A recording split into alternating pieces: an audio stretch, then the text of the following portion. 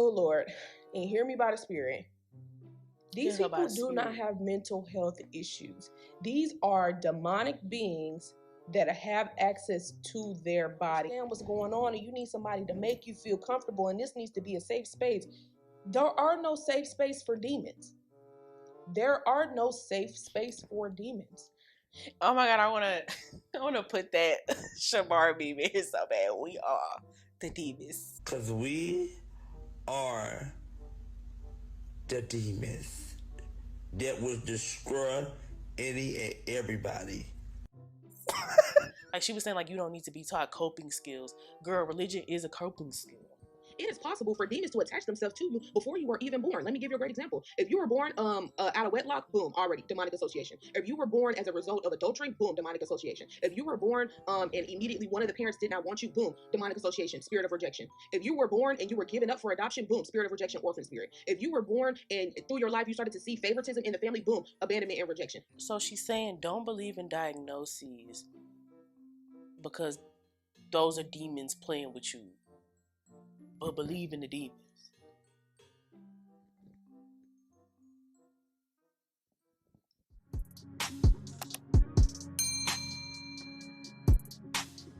So, if you are in my section of the algorithm, you've seen this video of this young woman denouncing therapy as a profession, as a mode to a better life, as a treatment. And her reasoning is because we are the demons. Let me stop playing. But no, like she believes that it's demonic, basically. And from people that know my beliefs and the way that I see things, my take on this video may not be what you think. So I encourage you to stick around. And if you're new here, what's up, girl? Or they, them, he, her, she, him. Subscribe, babe. I'm on a journey. Okay, and I've been there on this journey for a minute, and I think it's important for us to not only, you know, think critically about what's being said here, stop focusing on the shock value of therapy is demonic because, you know, that's a what is it? An irony, if you want to call it that, or maybe you know, it's just that sharp contrast. I think people get caught up in the contrast and not what the contrast is saying. And so I'm gonna go through the video. I got two videos that this young lady posted on TikTok pull up, and we're gonna watch so I don't misconstrue anything of what she's saying. And I also got my handy dandy notebook. Ooh, probably hit the mic. Got my handy dandy notebook with my notes and the different things I wanted to touch on because I was having some thoughts and it made me think of this girl in this video. And so for those of you who've seen the video, just fast forward through when she's talking, and you know, because clearly you picked this video because you want to hear my perspective. Anywho, so we're gonna listen to this young lady's perspective, and I'm gonna try to approach this with as much empathy as I can. And check me in the comments if you feel like I didn't, because we don't want to be small-minded. We want to be open-minded, and we want to really consider people's perspectives while adding some very needed nuance to it. Okay, so if you feel me, follow along. So this was the very first video that I guess went viral that she posted. And this is the one that I've been seeing floating around. But like I said, I have another one in there that I think is going to add to the take and the perspective that I have on this whole situation. It's not just about her. It's bigger than her. And honestly, I admire her bravery to come out and say what she truly feels is real and stand by that. And yeah, people going to comment. People going to say what they want to say. But I think she's very courageous for sharing her perspective because not everybody can do it. So let's get into it. The DSM-5 is a... Oh, my bad, y'all. Let me rewind it for y'all. So as of today, I have done something that I never thought I would do. I inactivated my license and I quit my job as a therapist. And I feel so relieved, but not for the reasons that y'all think, right? The Lord revealed to me that he needs more of his believers in area of deliverance, not in the area of diagnosing. Because the thing is that, oh Lord, and hear me by the Spirit, these Hear her by people the do not Spirit. have mental health issues. These are demonic beings that have access to their body.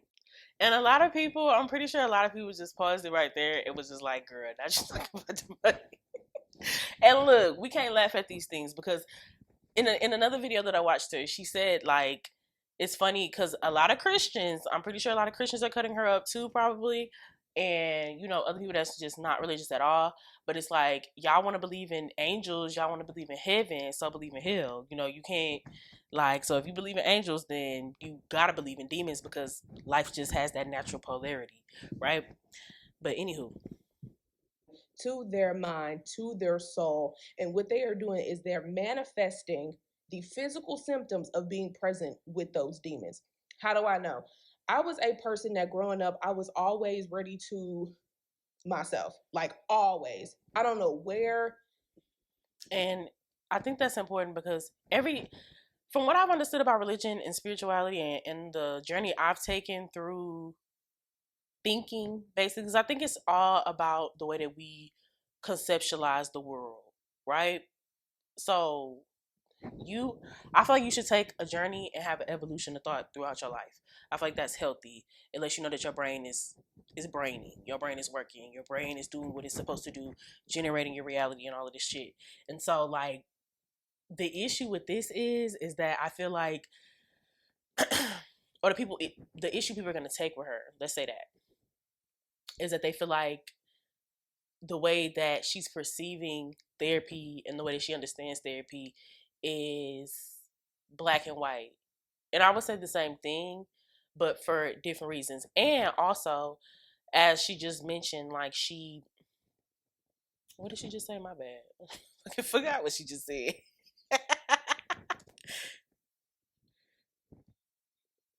Oh, yeah, her own past and the way her mental health issues, right? We're gonna say issues, along her argument. Introduced to my life. I do not come from a family where anybody themselves. I never had any friends that themselves, but I always struggled with that.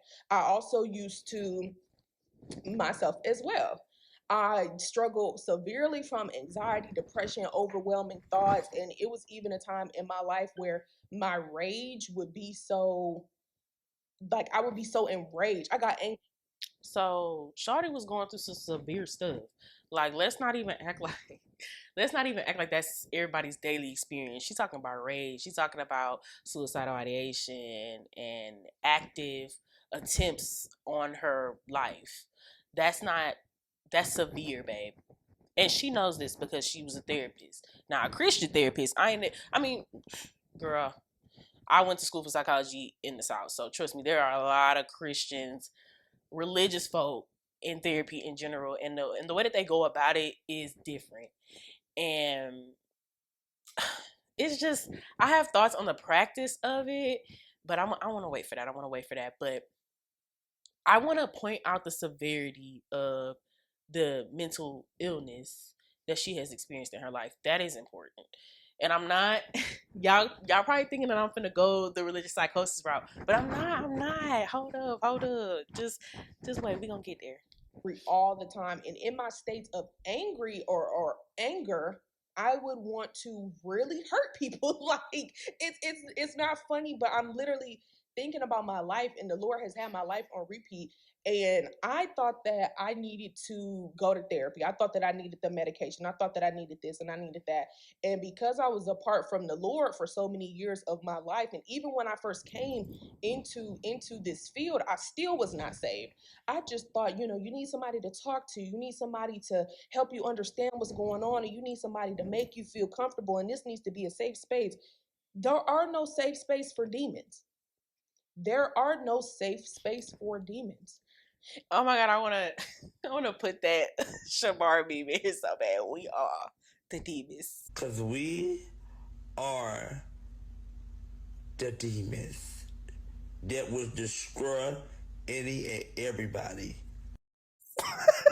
And what we don't understand is that when you are studying to Shout out become to a therapist, they Shabar. Like, introduce you to this book that's called the DSM-5.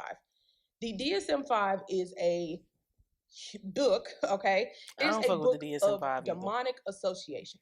Let's just call it what it is. And I know that if you are not a believer, you're not going to understand what I'm saying. I'm not talking to y'all. I'm talking to Christian blood bought believers, those who believe in Jesus Christ. All right?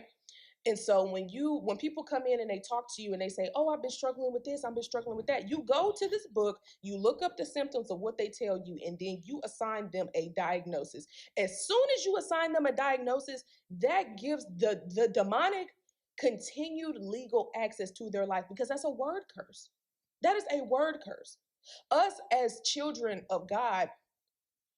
And one thing I don't understand about the religious folk that think of our landscape in this, like our physical reality, they think of it in this landscape of the polarity that I mentioned before. So like good and evil, good vibes, bad vibes, whatever. Like, I think it's all on a spectrum. There isn't a dichotomy. There isn't a choice.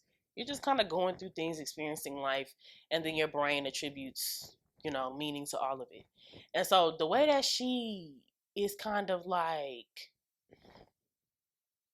saying there is this evilness inherent to our existence that we all kind of experience, and it's up to us to cast it away, to choose this joyous, more good, more gracious vibe life. It's almost like, has it not occurred to this girl that there is like a depth of emotions that we experience? Like, some emotions that we have, we probably don't even have words for them just yet. So like, and it's all happening at once. So, and maybe, like I said, this all comes down to perspective and the way that you see life and the way that you understand reality. And so I could see her seeing this. I could see her feeling this. I was raised Baptist. I wouldn't even say I practiced religion at ever in any point of my life. I mean, we went to church, but like my mind wasn't there, if that makes sense. So like my body was there, but my mind was everywhere else. You think about the wildest stuff during prayer. So like, I really never truly practiced religion um, without, being forced. So it's interesting how she's thinking about this, but we're gonna keep moving forward. Children of Jesus, Jesus left us with the authority to trample over the serpent, to trample over the snake, to trample over and overcome every evil power in this world, because that's the authority he had while he was in the flesh. He has also let us know, like the Bible's so beautiful because the Bible talks about how to deal with these things. There's numerous verses I can pull up about dealing with anxiety. There's numerous scriptures about how to cast your cares onto the Lord and how to find peace and joy within salvation and within the Lord. You don't need to go talk to somebody, a therapist, and get diagnosed and get a treatment plan. And like I said, I'm not gonna go the route y'all think I'm gonna go with this, okay? And it's to say, because I see truth in everything. I see truth in what she's saying. The system that created therapy is just as bad as everything else. Like, you can't create the problem and then charge for the treatment, okay? But I don't think she realizes that, girl, like, not only are you taking a colonially, is that a word? Am I using that word right? A colonial oppressive religion, like, you're also doing the exact same thing that you're saying that the people who worship the world or who are worldly are doing. You're just doing it in a way that you think absolves you of the action. So basically, she's still leaning on a crutch in reality, but her crutch is Jesus. And Jesus has rules, and these rules make her pure. And the fact that she follows these rules and doesn't lean on any other crutches besides Jesus, she's good. Religion is a crutch in itself. And so, like, the way that religious people tend to talk about how other people dealing with life, coping with life, like she was saying, like, you don't need to be taught coping skills. Girl, religion is a coping skill. We literally talk about that as therapists. And I thought it was funny that in another video she said like people aren't really well trained. Baby, you weren't well trained.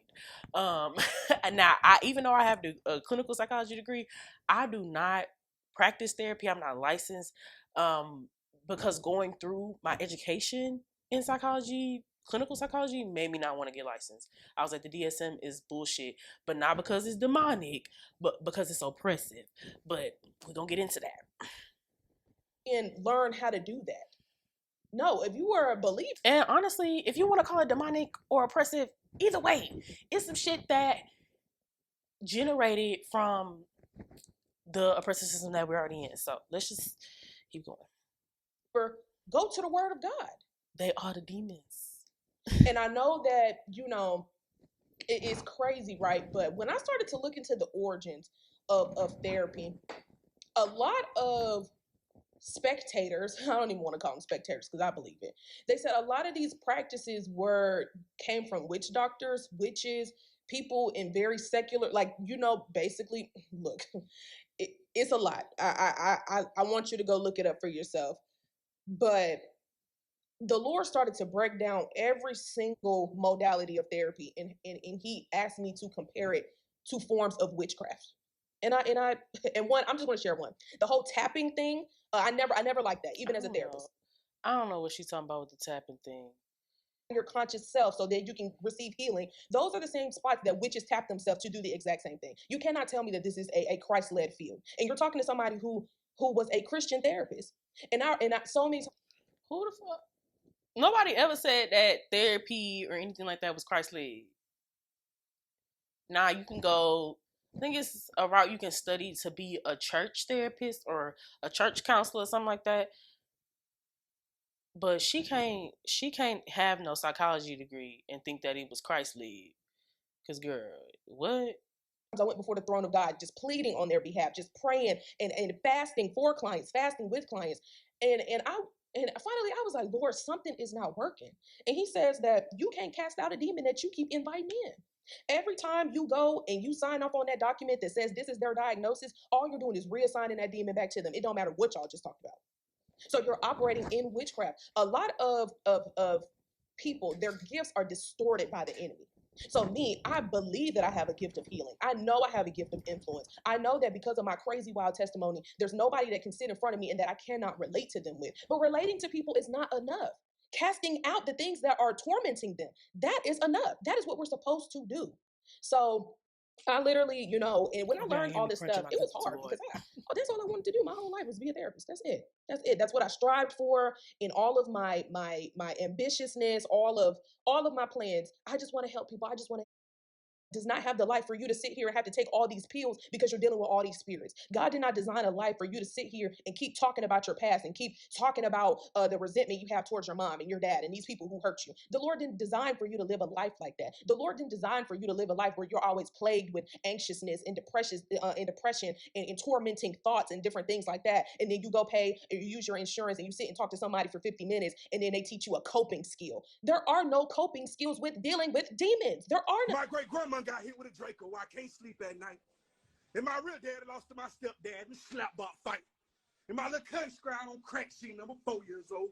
And my auntie just got back from Vietnam. She lost 3 of her toes. I'm fighting demon. Yo, on God. Demon. Yo. There are none. There is prayer. Did she just say there's prayer? Anytime I had a religious client, when I was in practicum, I would, even though I'm very secular, very atheist, agnostic, I would include their religion because clearly it does something for them, right? And we would talk about prayer openly. I'm like, okay, are you praying? Are you doing what your religion say for you to do? Is that fulfilling you? And we would have deep conversations along these lines and seeing how, well, if you're going to believe, make sure you're utilizing it in a way that is edifying for you. Now, of course, I never got that deep off into like what their beliefs were. Sometimes we did, but I tried to steer clear of having deep existential conversations about religion because then it could come off like, but I love to see I love to push just a little bit to see where the client was mentally when it came to their own religion, because that really matters. Because I think you can be healthy and religious, healthy mentally and religious, but it definitely has to come with a whole lot of stripping of the unnecessary shit that is involved in religion, like all the weird rules. And I'm not saying that some of the rules don't have any type of actual good use, but some of them are just plain rooted in fucking misogyny, even even the literal things that they say that you're not supposed to be doing in religion, like judging people and judging yourself. Like, it's just really weird, in my opinion. But let's continue. There is prayer, there is fasting, there is deliverance, there is freedom. That's it. That's all. That's the recipe. So it's been a very, very, very heavy I wonder how often she couple prays. days receiving all the revelation from this stuff. But I am the type of person that I truly do believe when the Lord brings something to my attention, I cannot turn a blind eye. I cannot. And even if that means I have to make choices that make people feel uncomfortable or that go against things that I originally wanted for myself, I care more about my brothers and sisters' soul than I do getting a paycheck. That's it. Because the pay ain't. I love her conviction. They so annoying in them damn trucks. But anywho, I love her conviction. Like, imagine getting her out of the religious space and putting her in a secular space that actually deals with the shit that she's calling demons, the systemic inequities, the fucking people out here abducting kids and shit. Like, if we really got some people like her in the mission and not just about praying about the system, but actually like doing something about the system that is contributing to all the demons, like, how about we go address the demons? Even that good anyways. And so I want to use the gifts that God has given me for liberation, for freedom, to teach the body of Christ who he is, to bring souls to him. You know, God didn't give me these gifts to sit here and diagnose people and do all this other type of stuff. No, he has given me a strong gift of healing and being in deliverance. And it's time for me to tap into that. It's time for me to truly become a disciple who goes and lays hands on the sick and goes and heals the sick and goes and preaches the kingdom of God. And what I find to be so beautiful, I feel like she's mirroring me in a sense, like, because I feel this exact same way, but I feel that way about secular things, like shit that actually addresses physical reality. Now, she may be getting into metaphysics and all the stuff that could be going on, like the spiritual warfare, because people say that that's a thing, but I think that the spiritual warfare is just an embodiment of like the thoughts and actions that are currently happening in reality, right? So I'm not going to deny the imagination, spiritual, emotional space that we experience as humans. I'm not going to say that that's not a thing, but I think that it's less about praying to that emotional, spiritual energy, whatever we want to call it, and actually bringing action with like outside of us, because there is a metaphysical reality. If I hope I'm using that term correctly, there is a metaphysical reality. It's above the physical. So like, you don't see your thoughts. We don't see people's imagination as they walking by us. We don't see people's train of thought, stream of consciousness. We don't see that, but we know it's happening. We know other people are having thoughts, other people are having mental experiences, and their reality is projected a little bit different from ours. Like, they don't see certain colors or shit like that. So like, we understand that there is a single experience, an individual experience, and then there's a unity, right? And so, because it's a shared experience of having that individual experience, there's unity in that, right? And she talks about agreement in the next video that I'm gonna show. I forgot what she said about it, but like not what she said, but like what she called it, agreements. She was saying like agreements is strong. That is a strong thing, because this is the reason why we in the society that we in now. People's agreements. So like, I see where she's coming from. I'm just not taking it from that perspective, because I feel like that's rooted in colonization. Like, the fact that you even see the world as a space for demons and angels to play. But you can see that as a metaphor of what's going on, right? So it's not a literal thing that's going on. It's a metaphor. But That's just my perspective. This is already like 23 minutes, so I really need to stop talking and and preaches about Jesus. And I can't do that playing both sides. I can't be used by the world and being used by the kingdom of God. So yeah, that's pretty much it. And I know a lot of y'all were DMing me like, Jordan, we don't see any of your therapy videos anymore. Jordan, are you still practicing? Jordan, are you this? The answer is no. And you'll never see another therapy video from me, ever. You'll never see my name on anybody else's website. You'll never be able to go to anybody's state board and see that Jordan is a practicing therapist. And that is, you'll see, is me speaking out against these demonic things that are just normalized.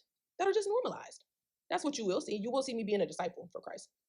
So, yeah, that's it. This is a very long rant. If you're offended by anything I said, take it to the Lord. If you're a therapist watching this and you're a Christian, take it to the Lord. I'll show you, got some videos that I watched that.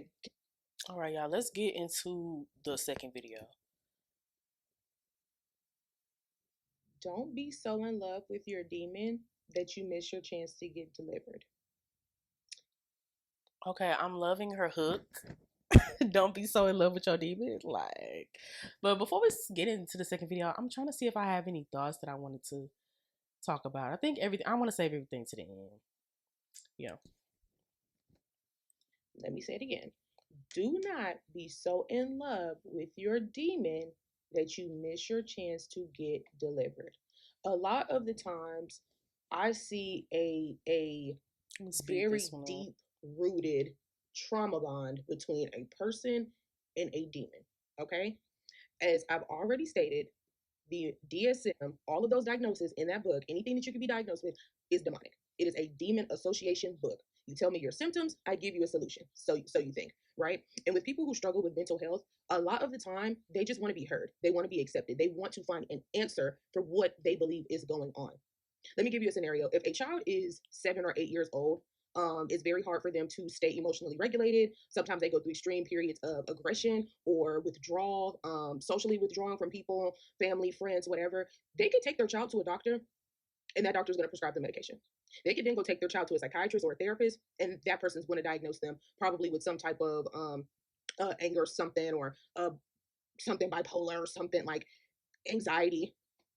Anxiety is the leading diagnosis in this field. Everybody got anxiety about something. So for a child that's 8 or 9 years old, immediately, because they are not knowledgeable, they're going to come into agreement with whatever that diagnosis is. And they're going to live their entire life based off that first diagnosis. And because this field, and yes, I'm going to keep talking about the field. And because this field is full of people that are, in my own personal experience, when I was in the field, very untrained, you can have a person get a first diagnosis at 8 or 9, and that diagnosis change every time they see a new therapist, every time they get a new psychiatrist. So that means that over the span of this person's life, they have been assigned all of these things that they now believe is their personality. This is just who I am. And so what ends up happening in a lot of people is that they will live their entire life in agreement with something that is not true. The power of agreement is real. The same way that we can come into agreement with God's promises and God's thoughts about us and God's ways about us and how he wants us to live and how he wants us to conduct ourselves, that is the same way the devil can get you to come into agreement with his plans, his goals, his agendas. Okay? And so what ends up happening is that somebody will come, and I'm not just saying me, some spirits like to do, they get riled up quickly. Let me tell you guys some couple ways that they're going to start to manifest. One, through anger, immediately. And reattach itself or try to reaffirm its identity in your life. No, it's okay if you have anxiety. It's okay. God loves you. No, it's okay if you battle with these type of thoughts. It's okay. It's okay if you're depressed for months within a year. It's okay. That's just how you are. And you'll come back into agreement with that. Now, of course, God loves us all, which is why he wants all of us to be delivered. Once again, the Lord never intended for us to live a life behind a diagnosis. Let me repeat it so somebody can hear it. God never intended for us to live a life behind a diagnosis. Okay? Why do you believe, or why do you think, if you're in your word, there are so many different stories that we can look at for people being healed, people being saved, people being like demons being casted out of people? Because that was the Lord letting us know, look, this is my plan for you. Yes, you will be born into a sinful world. If you are alive on this earth right now, you are a part of a sin-filled world. Okay, we are even a part of sin-filled families. And here's the things that people don't, that I truly believe goes over people's head when they hear conversations like this. If you can believe in a heaven, you need to believe in a hell. If you can believe that there is a spiritual something, then you need to believe that everything is spiritual. Okay, you can't pick and choose what is spiritual. Oh, music is spiritual, but you don't think the mental health field is either?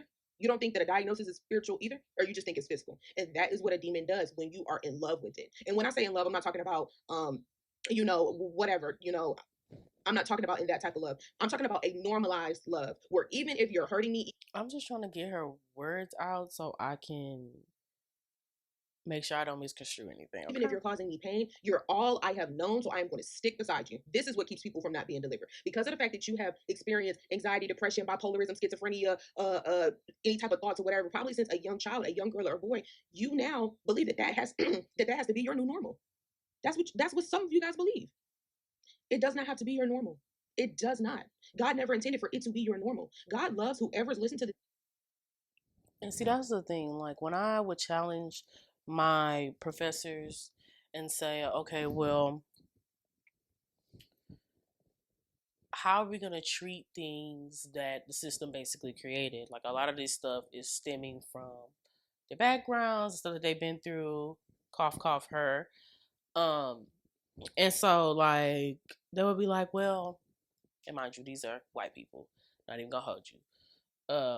So we are already coming from different cultural perspectives, and that's why I'm calling that out, because that's important. Older white people,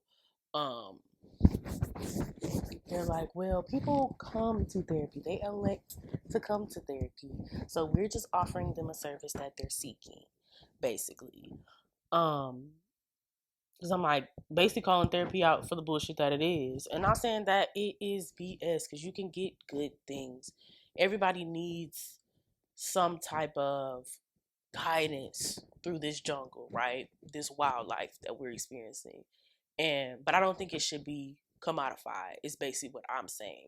So let me let her finish up, but that was just a thought I had. Video so much that he's going to keep sending people to deliver you. I remember when I was in a lot of people's positions and I was battling with different things. Did God send people my way to try to pour love into me? Of course he did. Why can't therapists deliver people? Why can't their techniques deliver people?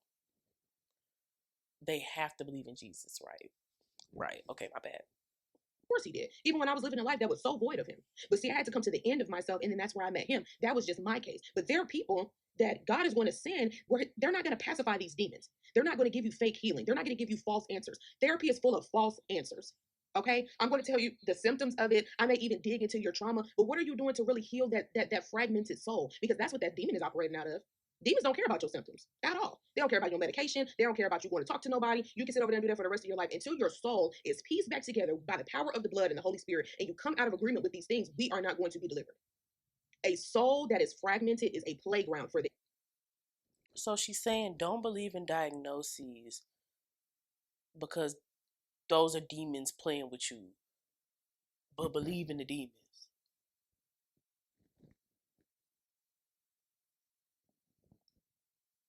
Did somebody tell me if I misunderstood that? I could have misunderstood that. Somebody let me know.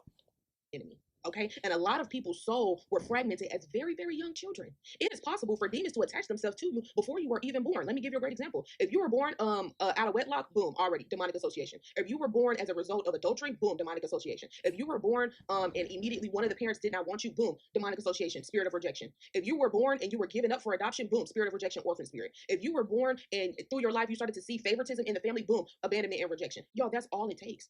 One simple thing that a lot of us probably can't even remember, and that's what happens with these demons. They suppress your memory because once you get one simple thing that we probably can't even remember. Oh Lord. Okay. The clinician in me is seeing the way that she's like externalizing what she went through, and because there's another video I'm not gonna show because this video is already long as fuck. That she was talking about her background and what she went through. She's adopted. Boom. Orphan spirit. I'm sorry, I'm just using her words. She's adopted. She has no contact with a whole side of her family, and it was a in family adoption. Boom. What she said? Abandonment spirit. They go two demons right there. No telling if she was born out of wedlock. It just seems like family drama, and like her own wanting to harm herself, stuff like that. Boom, annihilation spirit. I don't know, but sis had a lot of spirits on her, right? And she talked about it in her testimony and how she was, what she said, delivered. So yeah, but I just think that's interesting. to why your soul is like this, that demon know, okay, she's getting too close. Once somebody comes to tell you why your soul is like this and to leave down the band-aids, take the band-aids off and let's really get to work, that demon's going to be irritated and it's going to rise up against whoever that is talking. So my message for you is that do not be so in love with your demons that you miss your chance to get delivered. I know a lot of things are normalized in this world. I'm personally talking about the mental health industry right now, but eventually when the Lord leads me, I'll talk about all these other things. But you are more than your anxiety. You're more than your depression. You're more than these thoughts. You're more than anything that is trying to oppress you. And all I want, my heart is for all of God's people to be delivered, because we need y'all walking in your fullness, walking in your purpose. When we can get everybody walking. But see, the thing that trips me out about religious folk is like, is deliverance just delusion? Or like a way for you to be in the world without actually having to deal with the emotions, the raw experience that comes with being an active participant in reality and not just shouldering off everything onto this deity or entity that you think is going to protect you in the end? Like the allostatic load, like the stress system, basically. Allostatic load is when you're like overly stressed all the time and it starts to impact the way that your brain functions. To sum it up, I'm not giving the best explanation of it, but it's something like that. And so the amount of like religious faith that you have, I'm pretty sure is going to have a correlation with the amount of allostatic load. It could go positive or it could go negative depending on how you believe. I'm not sure if that's really a thing. Maybe I'll look it up later. But this is just my hypothesis. Because I think, like I said, in the way that you do religion is important. The way that you practice your spirituality is very important in how it's going to impact you mentally. So if you believe in your God is jealous, ready to send you to hell for any mistake that you make, even though you can't repent, there's always this cloud over your head. That's going to impact other people differently than how it would impact somebody who understands it in that way but does little tweaks here and there. So cherry picking, right? So like, I think I'm a see. Oh yeah, it's only a few seconds left. In their purpose, the devil stands no chance because he is a person that likes to divide and conquer. The Lord wants to unify and conquer. So I have to say, I know y'all. The Lord wants to unify and conquer. On Stitch, I know y'all gonna comment. I know y'all gonna repost. Y'all gonna probably come back and dog me on the comments. Okay, I think that that's really interesting that she said that at the end. The Lord. What that dude TD McNutt been saying? He a weirdo. He a fucking creep. God, glory be to God's name, or glory be to God, something like that. He was saying some weird, and he just kept spamming it. It was so weird. I mean, it's not gonna make it more believable, dude, that you're not a predator. But anywho, so on to my notes. Like she said, Jesus wants to unite and conquer, right? So I'm gonna take it that maybe she meant that Jesus wants to unite and conquer the demons, because she can't mean unite and conquer us, right? I don't know. So this is a good segue into my thoughts. So like I've already kind of said earlier in the beginning of this, religion, especially Christianity, very colonial, oppressive machine that is used to not only indoctrinate but also subjugate and just like completely strip people of their activism. Get active. Fuck a prayer. Where the fuck are them prayers now when we really fucking need them? I'm tired of going to work when I ain't got to. When the earth already supplied all the motherfucking resources. Why can't we share resources and make earth, heal earth, first of all, because it's so fucked up from all the pollution and all the other shit we got going on. But like, it's so many other things that we could be doing besides arguing over angels or demons. So religion is the peasant's opium, right? She get high off the Lord. Just a hit of the Lord, you know? It do you good. Y'all go every Sunday to get a hit of the Lord. And then y'all judge people for smoking weed. Now, it's funny because I was thinking about that earlier. I smoke a lot of weed. Girl, I love me some Banyan. If you watch Billy's, you know exactly what I mean. I love me some Banyan. And I'm like, would it be different if I was taking antidepressants? Maybe family wouldn't be so judgmental. Because, you know, family likes to throw shade every now and then. But it's like, baby, throw shade, but you got to do what you got to do, okay? And that train of thought brought me to the chemical imbalance theory of depression and how it's basically been debunked.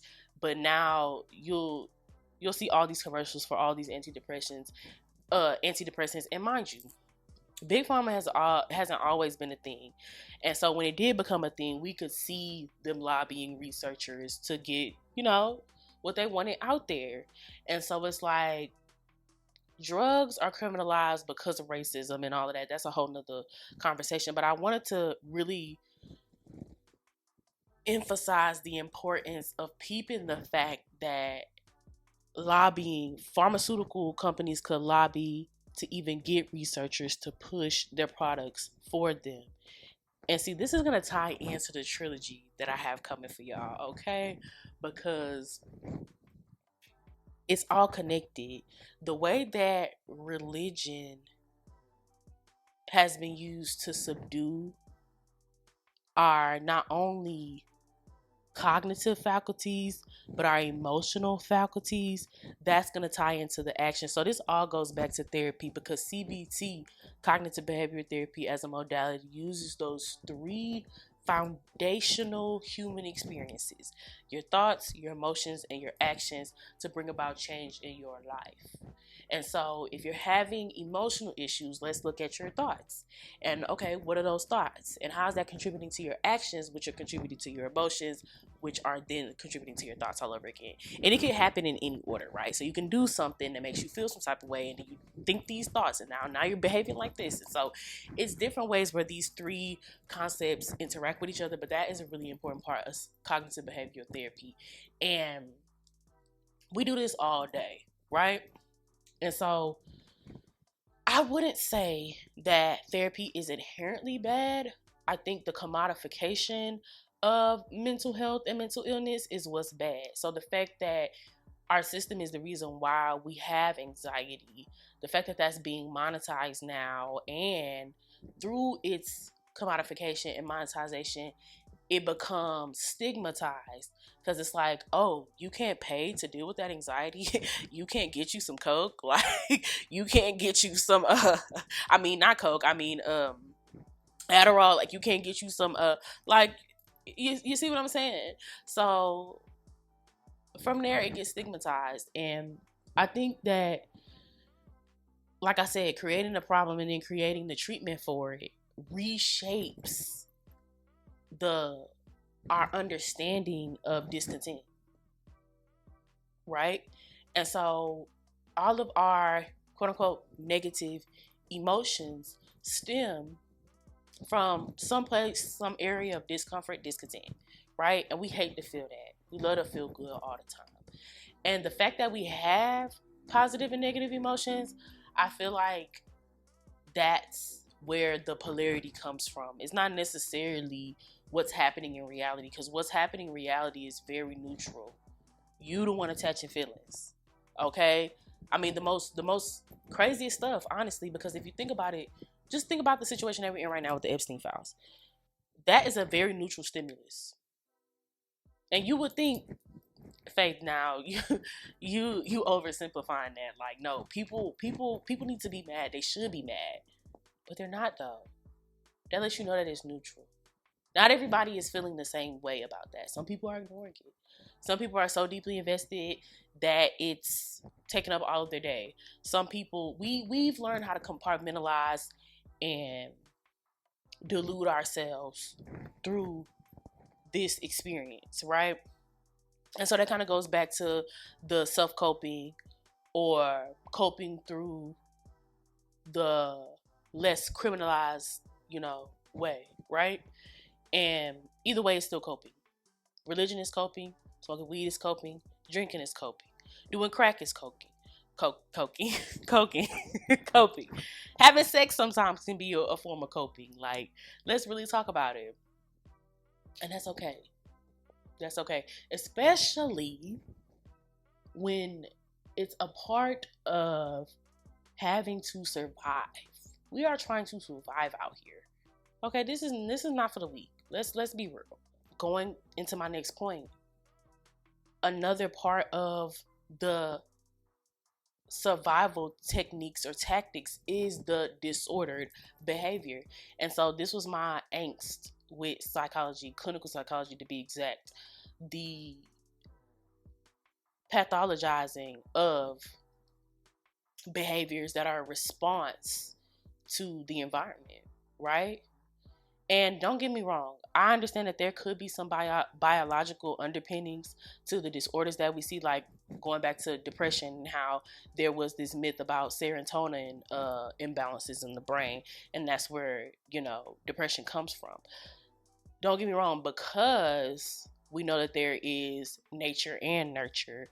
I think that the nurturing, which is the environment that you're born in, contributes to how your genetics express. So you could possibly already have a bunch of predispositions to depression, and it just show up differently in your life, or it comes up differently in your life than it did for your ancestor. So like maybe your great great grandfather, great grandmother, depending on the environment and the factors in your life. And so we know that it's really, really complex the way that we experience emotions, thoughts, and behaviors. And so we cannot take those three core concepts and try to stuff it into good and evil. We can't. And so, and I put a note here. Maybe the ones not losing their minds are the psychotic and actively delusional motherfuckers, right? So the people that are diagnosed with disorders, I'm not saying you don't have an issue in your life, but along the lines of what the young lady said, is it something that you should be paying for to treat? Probably not. Damn sure you shouldn't be paying for it. Because it's not your fault, right? And I feel like there's ways that we can address these issues that we see in our environments and how that impacts the way that we interact with the world, right? And I feel like it's the same thing with this neurodivergent uptick. I feel like everybody's neurodivergent now, everybody's neurospicy. And it's just like, we all know that one white girl that has all the different pronouns, has a few different sexuality descriptors, and a few diagnoses as well, and it's like their whole personality. Like, it's their whole personality. Their diagnosis are their whole personality. I can't get out of bed because of my anxiety. It's so crippling. And don't get me wrong, I feel like I sound like a bitch, but we all know that one white girl. Like, we've seen her online multiple times. Come on, don't make me feel like I'm crazy here. Somebody knows what I'm talking about, right? And that was the one thing I was never afraid to bring up in therapy. Not with clients. I meant what is it? Oh, group soup. I didn't forgot, child. Shoved my whole clinical training down the drain. But anyways, group soup. I used to love to bring it up. I'm like, okay, so are we gonna address possible attention-seeking behavior, right? And some black people just really clench their booty cheeks because anytime they felt something, their mom was like, "You're just looking for attention. You're just looking for attention." And I know, it's messed up. It's mean. I know, but it happens, right? And the fact that somebody will be looking for attention, even if that was the case, they're looking for attention. They're still looking for help, right? It's a cry for help. And so even though I would be the one to call it out, I'm like, well, it sounds like to me that a part of this could be attention-seeking behavior, but it's also the fact that they're seeking attention. They clearly need attention, right? So let's give them that attention and also try to help them in the same instance. Just because you call it out for what it is doesn't mean you can't be helpful. And I just feel like when it comes to attention-seeking behavior, we're quick to feel like we shouldn't call it what it is, because then you shouldn't help that person because they're just going to keep coming back for more and more attention. We need to pay attention to people. We need to be concerned about our neighbors. We need to be concerned about the person up the street talking to themselves. I said this in the Straw movie with Todd Perry, because how this been y'all neighbor all this time, y'all see her coming and going with her daughter dies, y'all know she's talking to herself in the streets like she's taking her daughter to school, and nobody say nothing. They just ignore her. That's a whole nother conversation about how we treat the mentally ill and homeless populations in America. Anywho, so going back to the neurodivergent thing, it's an umbrella term, and it's pissing me off because it actually dilutes disability visibility. Like, people who actually struggle with these things. Don't get me wrong. That's a whole sticky, touchy topic in itself. People claiming to have disorders and self-diagnosing, quote unquote, autistic behavior, and people who actually struggle with these things not even feeling like they can share. A person that really experiences schizophrenia, 9 times out of 10 do not want to get online and talk to you about it.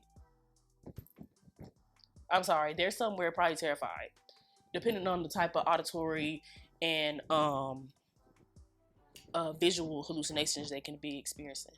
So, like, I'm not saying that those people don't exist, but it's just like people make these diagnoses their whole personality sometimes. So going back to the videos that we watched, like I said, not the angle that y'all probably thought I was gonna take, or maybe y'all knew the angle I was gonna take, who knows. But yeah, like I see where she's coming from. Like, it is an issue.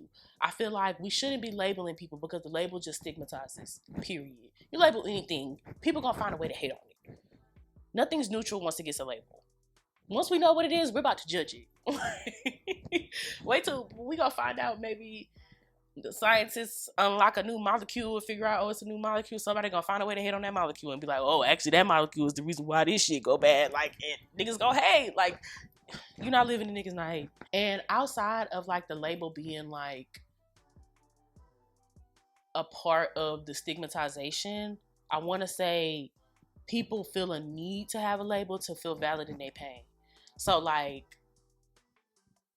if you've been sad for a couple of weeks and your family's like, what's wrong with you? What's wrong with you? Like, you need to get up, you need to clean up, you need to, I have major depression disorder. It's different now. You could feel validated and kind of comfortable in the fact that this is your reality and this is what you're going through. And ain't nothing wrong with that. I'm not saying there's anything wrong with that, but do y'all see where I'm going with this? The label itself should not give you the validity. You being a human is what gives you the validity. Depression, being sad, did we not just find out that our politicians are eating babies and trafficking them? And that shit outside of your control. We're not even talking about the shit in your life that you can control, that's hard for you to control because of all of the feelings that you have about shit that's just not going right. That's out of your control. Can we really talk about it? It's way more nuanced than demons and angels. But maybe it isn't. I'm pretty sure people are gonna tell me in my comments. So, and kind of stemming off that attention seeking behavior and the need to label themselves, it's like, I need this label so people can see me, because we live in a world that is so elusive, like, and I mean that in a way, like, you could walk up to somebody and know that y'all not sharing the same reality if they don't understand that. Hold on, what's a simple one? So I'm thinking of a hard one. Well, just you're not living in the same reality of someone who does not understand that they've been colonized. Like, if they don't understand that Jesus is a colonial religion that was forced upon them, and if they was born in any other region in the world, they would have a different religion. If they can't process that, then y'all in two different realities. You understand how that works? And so for our realities to be so divergent yet so what's the word I'm looking for? There is a universal reality, right? Maybe that's up for debate, but I think there is a universal reality that we could all be tapped into, but then that would make us a hive mind. So I don't know. Okay, and this is a part of the trilogy. Everything that I'm talking about right now is leading up to these 3 videos. It's gonna make sense eventually. Okay, I'm processing this along with y'all, but please confirm in the comments if you understand what my thoughts are going. I need to stop being in love with that demon. Another question to ask yourself: does diagnosing really actually help the person with the disability? Yeah, we can say, oh well, diagnosing opens lanes to define the concept, and then from the definition that we have of the concept to be able to treat the concept, right? And I'm not taking away from that, but I want to dig a little deeper into the act of diagnosing and where it actually stems from, because that stems from the commodification of mental illness. And honestly, the sad part is because religion, because mental illness has been commodified in the way that it has been, we have situations like Anaya, I think that was her name, in Straw, and how when she literally was having a psychotic break and everybody just ignored her. That comes from that. The fact that why hasn't she going to get treatment yet? Like, there's treatment for this. And don't get me wrong, we need to have safe spaces. I don't know what she's talking about. We can't have safe spaces, but we need to have safe spaces for people who are going through psychotic breakdowns, depression, anxiety, from whatever spectrum, okay? Because like I said, the mental disorders, they're a spectrum, and everybody has a little bit of everything. That's what I left graduate school believing, okay? That everybody has a little bit of everything. There's no, confined disorder. Like, I feel like talking to any person who works in the mental health field, they'll talk about comorbidity and how all these diagnoses overlap. That was my big issue with the DSM. All the diagnoses were overlapping. This is all talk about one big ass thing, which is the fucking system. But nobody wants to talk about that. We just gonna diagnose people, get this money, and go home. Like, that's what it gave. And I didn't like that. I'm like, well, why would I sit here with my pens and my pens and my paper, write down diagnoses when I can go and dismantle? Right? And so I feel like me and her, once again, are mirroring. It's the same perspective. I feel you, girl. Let's dismantle this shit. But do we have to do it through Jesus? Do we have to do it through believing in angels and demons? Like, do we have to do it that way? I think it's another path. Right? And maybe we can do a mixture of the two. But girl, you gotta get on with that Jesus shit, okay? It's weird, because not only was that a religion that was forced on your ancestors and beat into them, people died behind this shit. Blood was shed. Like, it's so stupid. If that shit is so real, you would have came out the pussy knowing that shit was real. You didn't have to come out the pussy and be taught to eat, nigga. You got the urge, you started crying, and like, I want to eat. Like, you may not have even known what you was doing, but you was doing it. It's automatic. Like, a lot of shit in life is automatic. And all the other shit that you didn't learn, it's time to decolonize.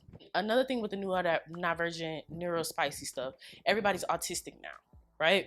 So not to say that people who have severe autism do not exist, but it's a lot of people who just like need to claim autism, need to claim ADHD, need to claim like, and don't get me wrong, I be like, girl, I'm ADHD all the time, because like, who isn't at this point? We have these goddamn phones in our face all the time. We can't concentrate for shit. Like, this is a symptom of the environment. So everybody got a little bit of something. But I feel like when everybody claims it in a way, the ones with the severity don't get the objectivity that they deserve, right? Because diagnoses should not be categorical. It should be a spectrum.